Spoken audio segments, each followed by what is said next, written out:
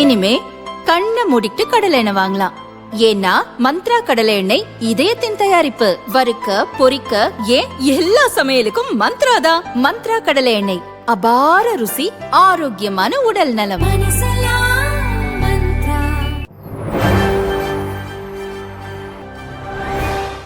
மேற்கு வங்கத்தில் ஓய்ந்தது பிரச்சாரம். நாளை மறுநாள் ஓட்டுப்பதிவு. 294 உறுப்பினர்களை கொண்ட மேற்குவங்க சட்டசபை இருகட்ட தேர்தல் அறிவிக்கப்பட்டது. முதல் கட்டமாக 152 தொகுதிகளுக்கு கடந்த ஏப்ரல் 23ஆம் தேதி பலத்த பாதுகாப்புடன் ஓட்டுப்பதிவு நடந்தது. இரண்டாவது மற்றும் இறுதி கட்டமாக 142 தொகுதிகளுக்கு நாளை மறுநாள் ஓட்டுப்பதிவு நடைபெறவுள்ள நிலையில் அரசியல் கட்சி தலைவர்கள் தீவிரமாக தேர்தல் பிரச்சாரத்தில் ஈடுபட்டு வந்தனர். பிரதமர் மோடி, மத்திய அமைச்சர் அமித்ஷா ஆகியோர் இன்று மேற்கு வங்கத்தில் பிரச்சாரம் செய்தனர். முதல்வர் மம்தா பானர்ஜி இன்று மாலை பிரச்சாரம் முடிவதற்கு சில மணி நேரம் முன்பு தலைநகர் கொல்கத்தாவில் நடைப்பயணம் மேற்கொண்டார். இந்நிலையில் மேற்கு வங்கத்தில் இன்று மாலை 6 மணியுடன் தீவிர பிரச்சாரம் நிறைவடைந்தது.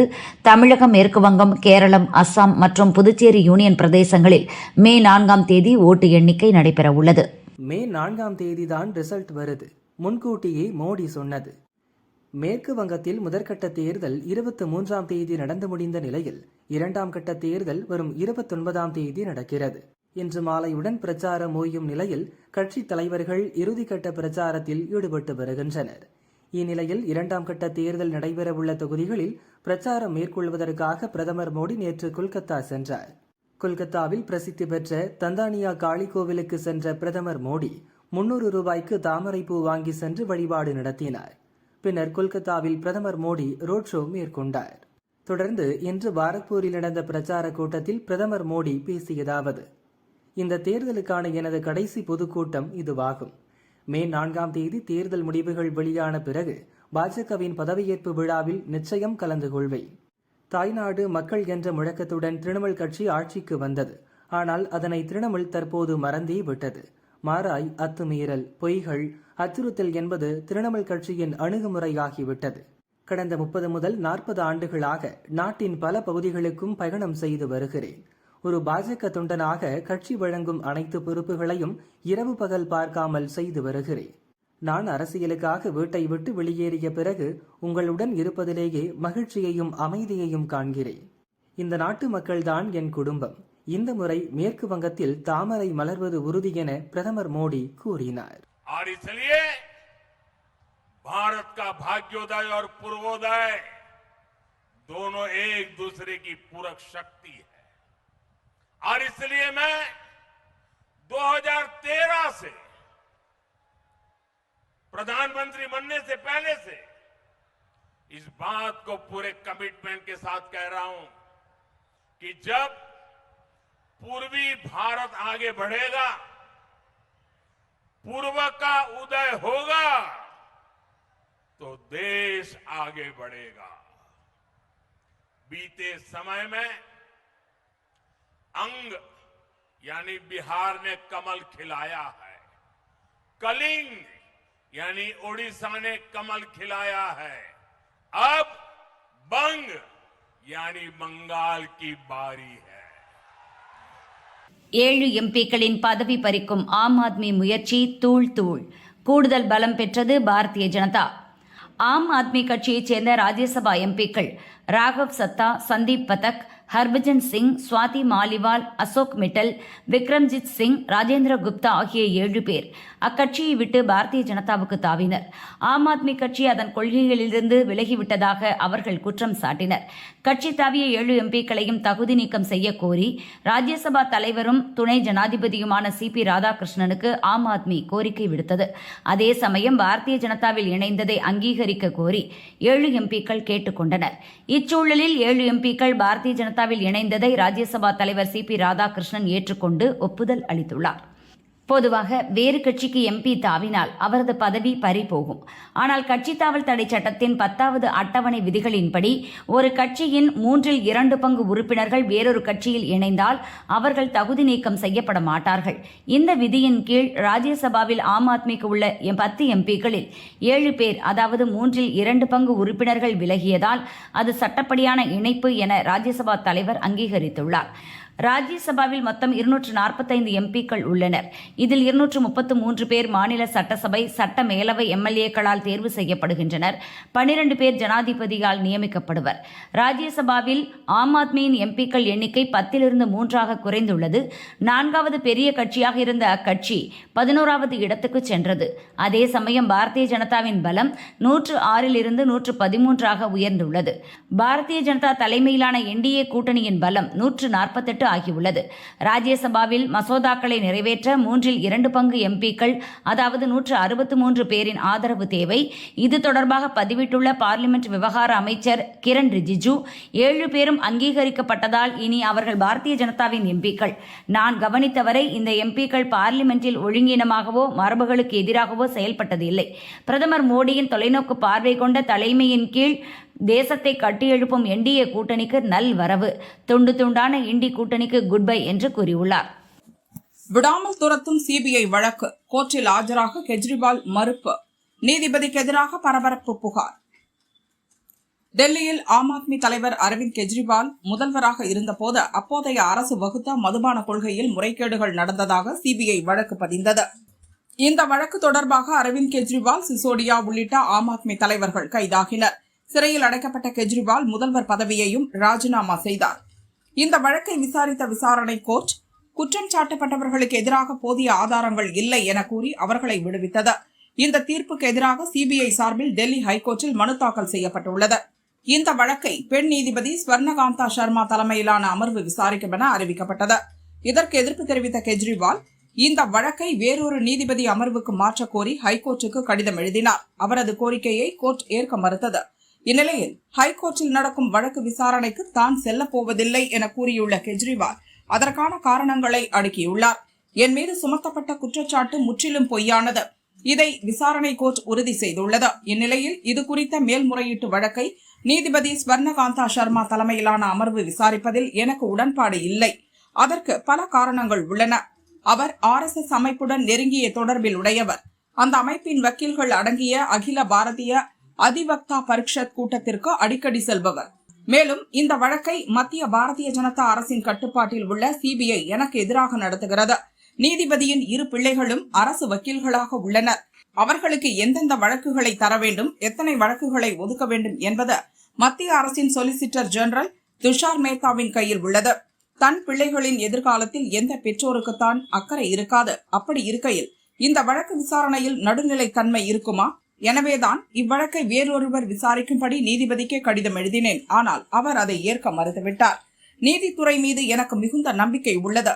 நான் பொய் வழக்கில் கைது செய்யப்பட்ட போது இதே நீதித்துறை தான் எனக்கு ஜாமீன் வழங்கியது. இதே நீதித்துறை தான் என்னை நிரபராதி என விடுவித்தது. சரியான நீதி கிடைக்காத பட்சத்தில் மகாத்மா காந்தியின் வழியை பின்பற்றி சத்தியாகிரக போராட்டம் நடத்துவதை தவிர வேறு வழியில்லை. நீதிபதி ஸ்வர்ணகாந்தா சர்மா இந்த வழக்கை விசாரிக்கும் வரை நான் கோர்ட்டில் ஆஜராக போவதில்லை. என் சார்பில் எந்த வக்கீலும் ஆஜராக மாட்டார்கள். நீதிபதி எந்த உத்தரவு பிறப்பித்தாலும் அதை முறைப்படி சுப்ரீம் கோர்ட்டில் எதிர்கொள்வேன்.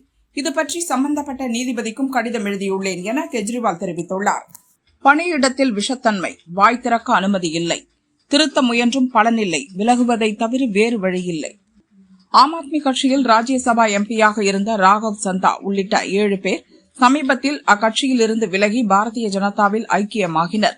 இது ஆம் ஆத்மி தலைமைக்கு அதிர்ச்சி அளித்தது. ராகவ் சந்தா உள்ளிட்ட 7 எம்பிக்கள் மீது கட்சி தாவல் தடை சட்டத்தின் கீழ் நடவடிக்கை எடுக்க வேண்டும். அவர்களின் எம்பி பதவியை பறிக்க வேண்டும் என கெஜ்ரிவால் உள்ளிட்ட ஆம் ஆத்மி மூத்த தலைவர்கள் வலியுறுத்தி வருகின்றனர்.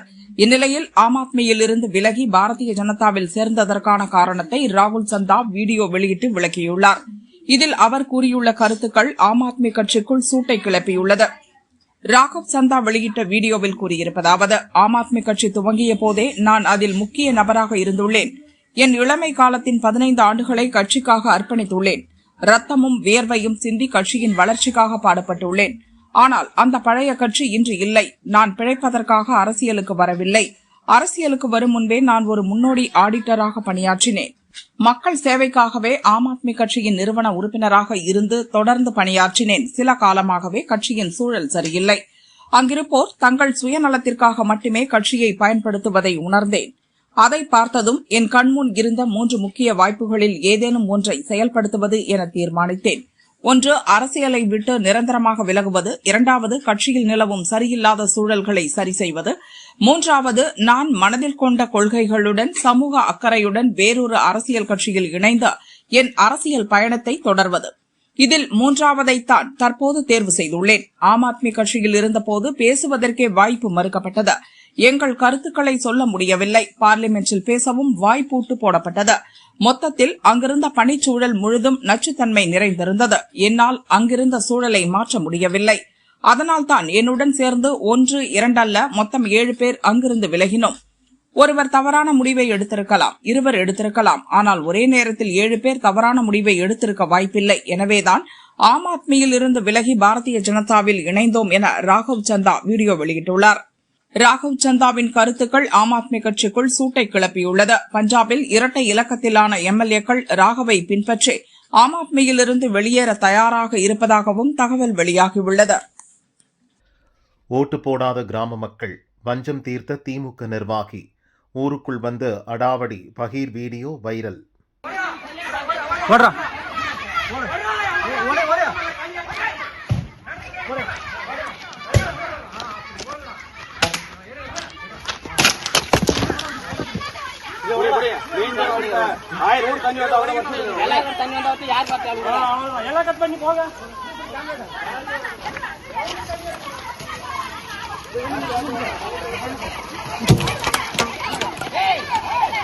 கிருஷ்ணகிரி மாவட்டம் ஊத்தங்கரை வட்டம் கே. எட்டிப்பட்டி ஊராட்சியில் திடீர்குப்பம் கிராமம் உள்ளது.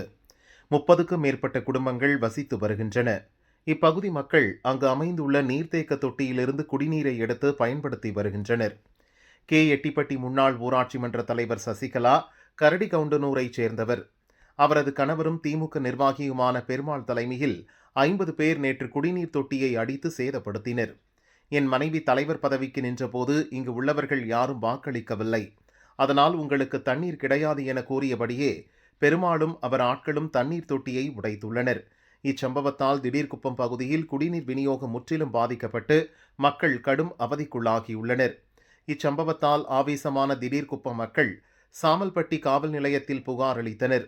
பொது சொத்தை சேதப்படுத்தியவர்கள் மீது கடுமையான நடவடிக்கை எடுக்க வலியுறுத்தினர். அதன் அடிப்படையில் போலீசார் விசாரிக்கின்றனர். முதல்கட்ட விசாரணையில் திடீர்குப்பத்தைச் சேர்ந்தவர்களுடன் சட்டசபை தேர்தல் நேரத்தில் பெருமாளுக்கு ஏற்பட்ட முன்விரோதம்தான் குடிநீர் தொட்டி உடைப்பில் முடிந்துள்ளது என தெரிய வந்தது. இந்த சம்பவத்தை தொடர்ந்து அதிகாரிகள் திடீர்குப்பம் பகுதிக்கு சென்றனர். சேதமடைந்த குடிநீர் தொட்டிக்கு பதிலாக புதிய குடிநீர் தொட்டி அமைக்க நடவடிக்கை எடுத்துள்ளனர்.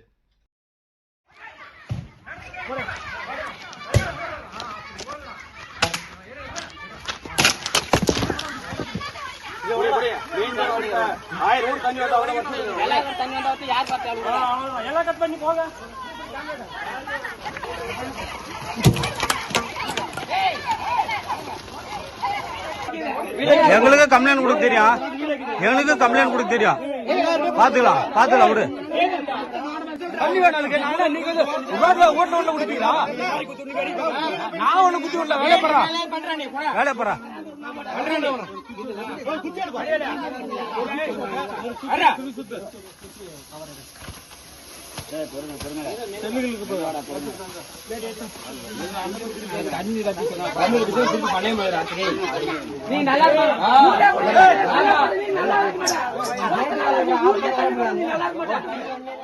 பாத்ரூமில் ஓடிய பெண் அரசியல்வாதி வெளியே இழுத்து தாக்கிய கொடூரம். தீயாய் பரவும் வீடியோ தருமபுரியில் பரபரப்பு.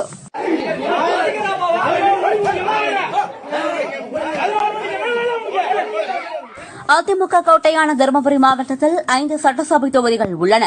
2021இல் 3இல் அதிமுகவும் 2இல் பாமகவும் ஜெயித்தன. இந்த முறை அதிமுக கூட்டணிக்கும் திமுக கூட்டணிக்கும் கடும் போட்டி நிலவுகிறது.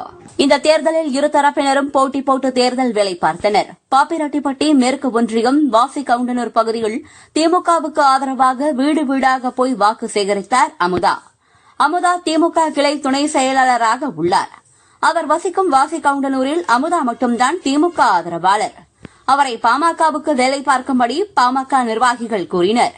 ஆனால் அவர் கேட்காமல் திமுகவுக்காக வேலை பார்த்தார். அப்போது அமுதாவுக்கும் பாமக மற்றும் அதிமுகவினருக்கும் பிரச்சனை ஏற்பட்டது.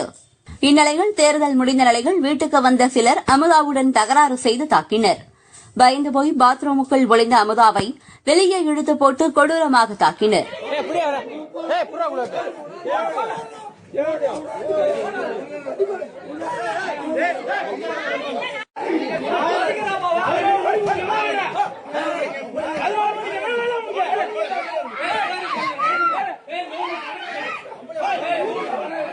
படுகாயமடைந்த அமுதா பாப்பிரெட்டிப்பட்டி அரசு மருத்துவமனையில் சிகிச்சைக்காக சேர்க்கப்பட்டுள்ளார்.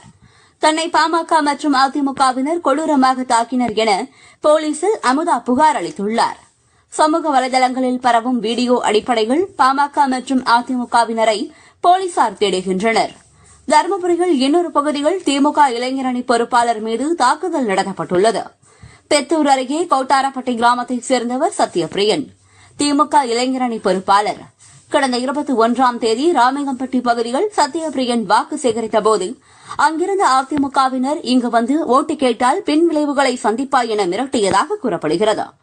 இந்நிலையில் விவசாய நிலத்தில் வேலை செய்து கொண்டிருந்த சத்யபிரியனை இருசக்கர வாகனங்களில் வந்த சிலர் சரமாரியாக தாக்கிவிட்டு தப்பி சென்றனர். பலத்த காயமடைந்த அவர் அரூர் அரசு மருத்துவமனையில் சிகிச்சை பெற்று வருகிறார். திமுகவினர் மீது அடுத்தடுத்து நடத்தப்பட்ட 2 தாக்குதல் சம்பவங்களால் தருமபுரி மாவட்ட அரசியல் களத்தில் பதற்றம் நிலவுகிறது. மேற்கு வங்கத்தில் பயங்கரவாத ஆட்சி வன்முறைக்கு காங்கிரஸ் அடிபணியாது. மம்தாவுக்கு எதிராக ராகுல் கொதிப்பு. மேற்கு வங்கத்தில் கடந்த 25ஆம் தேதி காங்கிரஸ் தொண்டர் தேவ்தீப் சாட்டர்ஜி நிகழ்ச்சி ஒன்றில் கலந்து கொண்டுவிட்டு மனைவி மகனுடன் காரில் வீட்டிற்கு திரும்பிக் கொண்டிருந்தார். அசன்சோல் என்ற இடத்தில் வந்தபோது தேவ்தீப்பின் கார் சாலையோரம் நிறுத்தப்பட்டிருந்த பைக்கில் லேசாக உரசியுள்ளது. இதையடுத்து அங்கு நின்று கொண்டிருந்த கும்பல் காரை மறித்து தேவ்தீப்பிடம் தகராறு செய்துள்ளனர். மன்னிப்பு கேட்டும் தேவ்தீப்பை விடாமல் கண்மூடித்தனமாக அந்த கும்பல் தாக்கியுள்ளது. இதில் பலத்த காயமடைந்த தேவ்தீப் மருத்துவமனையில் அனுமதிக்கப்பட்டு உயிரிழந்தார். தாக்குதலில் ஈடுபட்டவர்கள் திரிணாமுல் கட்சியைச் சேர்ந்தவர்கள் என கூறப்படுகிறது. இந்த சம்பவத்திற்கு லோக்சபா எதிர்க்கட்சித் தலைவர் ராகுல் கண்டனம் தெரிவித்துள்ளார். இது தொடர்பாக எக்ஸ் தளத்தில் அவர் கூறியிருப்பதாவது: மேற்கு வங்கத்தில் ஜனநாயகம் இல்லை, திரிணாமுல் கட்சியின் பயங்கரவாத ஆட்சி மட்டுமே உள்ளது. வாக்குப்பதிவு முடிந்த பிறகு மாற்றுக் கருத்து கொண்டவர்களை மிரட்டுவது, தாக்குவது, அவர்களை ஒழித்து கட்டுவது என்பதே திரிணாமுலின் அடையாளமாக மாறிவிட்டது. காங்கிரசின் அரசியல் ஒருபோதும் வன்முறையை அடிப்படையாக கொண்டதில்லை, இனியும் இருக்காது. தொண்டர்களை இழந்தாலும் அகிம்சை மற்றும் அரசியலமைப்பு சட்டத்தின் வழியை பின்பற்றிதான் காங்கிரஸ் நடக்கும். இந்த சம்பவத்தில் குற்றவாளிகள் கைது செய்யப்பட்டு கடுமையான தண்டனை வழங்கப்பட வேண்டும். தேவ்தீப்பின் குடும்பத்துக்கு முழுமையான பாதுகாப்பும் இழப்பீடும் வழங்க வேண்டும் என காங்கிரஸ் வலியுறுத்துகிறது. வன்முறை அரசியலுக்கு காங்கிரஸ் எப்போதும் தலை வணங்காது என்று ராகுல் அந்த பதிவில் கூறியுள்ளார். தேர்தல் சமயத்தில் நடந்த இந்த கொலை மேற்குவங்க அரசியலில் பரபரப்பை ஏற்படுத்தியிருக்கிறது. இந்த கொலை சம்பவத்தில் இதுவரை 3 பேர் கைது செய்யப்பட்டுள்ளனர்.